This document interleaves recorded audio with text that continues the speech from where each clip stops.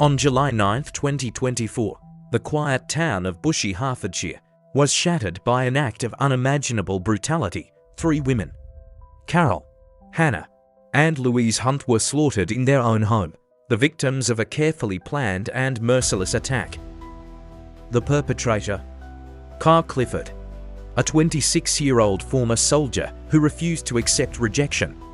This was not a crime of passion. It was a crime of control, entitlement, and deep-seated misogyny. Clifford did not simply kill. He stalked, he plotted, and in his final hours of freedom, he carried out a calculated massacre that left an entire nation horrified. Clifford's history was riddled with warning signs. He served as a trooper in the Queen's Dragoon Guards but lasted only 2 years before being discharged in 2022.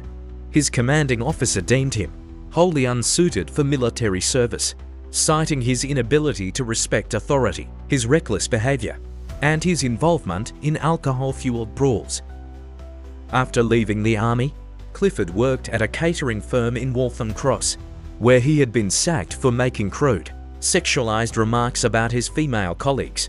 During his relationship with Louise, he secretly pursued relationships with 2 other women from his workplace.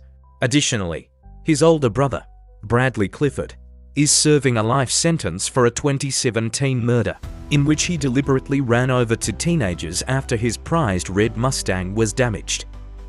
Carl idolized his brother and referred to him as a geezer, almost boasting about their shared capacity for violence.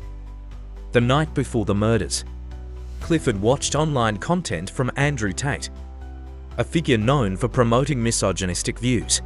It was a chilling insight into his mindset before he committed one of the most brutal acts in modern British history.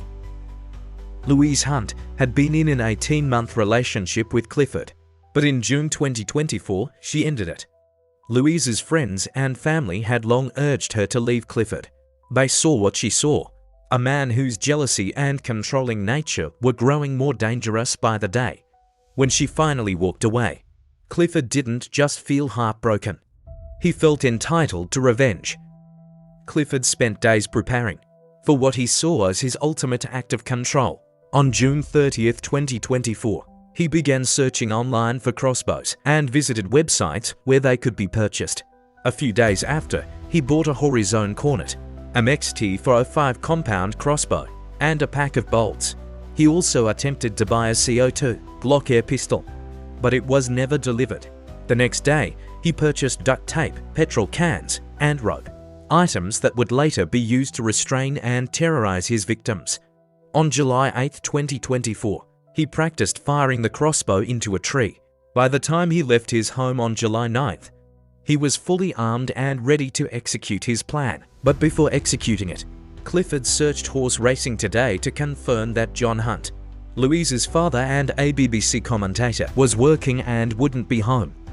He knocked on the door of the Hunt family home, carrying a rucksack filled with weapons. Carol Hunt, 61, answered. Clifford convinced her to let him in by saying he was there to return some of the personal belongings of Louise. Minutes later, he stabbed her to death. After killing Carol, Clifford returned to his car to retrieve his crossbow. At 4:13 p.m., Louise entered the home, unaware of the horror inside. The first sign of her fate was a faint scream heard from the house. For the next 2 hours, Clifford tortured and violated Louise. He restrained her with duct tape. He forced her to unlock her phone, monitoring her messages and social media. He texted her father from her phone, attempting to manipulate the situation further. Realizing he couldn't keep Louise alive, Clifford shot her with a crossbow, killing her instantly. Moments later, Hannah Hunt, 28, arrived home. Hannah saw Clifford standing in the house and immediately sensed danger. She grabbed her phone and texted her partner to call the police. Within minutes, Clifford shot Hannah with a crossbow. By the time emergency services arrived at 7:10 p.m., it was too late. Carol and Louise were dead. Hannah died shortly after. Clifford fled, evading authorities for nearly 24 hours. His disappearance sparked a nationwide manhunt, with armed officers scouring Hertfordshire and North London. Then, in a final act of cowardice, Clifford attempted to take his own life with the same crossbow he had used to murder the Hunt women. He survived, but was left paralyzed from the waist down. Kyle Clifford faced trial in early 2025. His presence was barely felt. He refused to attend his sentencing, just as he had refused to appear for his rape trial. The judge delivered the harshest possible sentence: a whole life order. Kyle Clifford was not a faceless killer. He was a man who believed he owned the women in his life, and when they said no, he decided they wouldn't live to say it again.